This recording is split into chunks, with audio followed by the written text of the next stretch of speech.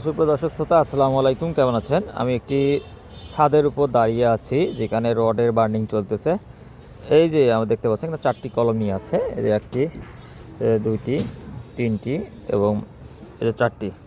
এই 4টি কলমের মাঝখানে যে স্ল্যাবটি আছে, স্ল্যাবের এখানে আমি দাঁড়াই রয়েছি। এখানে দেখেন চারদিকে প্রায় ক্রেন টানা হয়েছে। ক্রেন টানার পরে মাঝখানে যে অংশ, এখানে এখন এক্সট্রা টপ এখনও ব্যবহার করা হয়নি। এক্সট্রা টপ ফাইনালি দেওয়া হবে। আপাতত বার্নিংয়ের কাজ চলতেছে।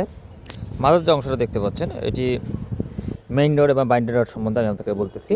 এখানে আপনারা লক্ষ্য রাখেন যে মেইন রড সবসময় প্রথম যে রডটি বেছানো হয় সেটাকে বলা হয় মেইন রড, এবং যেটি পরবর্তী দেওয়া হয় এটিকে বলা হয় বাইন্ডার রড। তো এখানে দেখেন, আপনারা একটু লক্ষ্য রাখবেন যে এই রুমটার মধ্যে এই দিকে রয়েছে শর্ট সেকশন, এদিকে শর্ট, এদিকে প্রায় 11 ফিট আছে, আর এইদিকে প্রায় 13 ফিট জায়গা আছে এই কলম থেকে এই কলম। এখানে করা হয়েছে কি দেখেন, আপনাদের মেইন যে রডটা সেটা হলো নিচেরটা, এই নিচেরটা যেটা শর্ট সেকশন যেটা আছে সেটি মেইন রড চলে গেছে। এই যে দেখতে পাচ্ছেন, এই যে এটি হচ্ছে মেইন রড।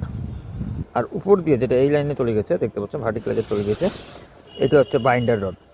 আর এখানে আমরা যখন রডের বার্নিং করছি এটি 5 ইঞ্চি অল্টারনেটভাবে করছি। মেইন রডও 5 ইঞ্চি এবং যে বাইন্ডার রড সেটাও 5 ইঞ্চি করে দেওয়া হয়েছে। এই জন্য এখানে 5 ইঞ্চি বাই 5 ইঞ্চি বাইন্ডার রয়েছে। নিচেরটি যেটা দেখতে পাচ্ছেন এটাকে বলা হয় মেইন রড, উপর দিয়ে যেটা চলে গেছে এটাকে বলা হয় বাইন্ডার রড। এই হলো, আপনারা অনেক সময় দেখবেন। আর সবসময় মনে রাখবেন, ছাদের রড বার্নিং হলো শর্ট সেকশন যেটা, এটাই আগে হয়ে থাকে।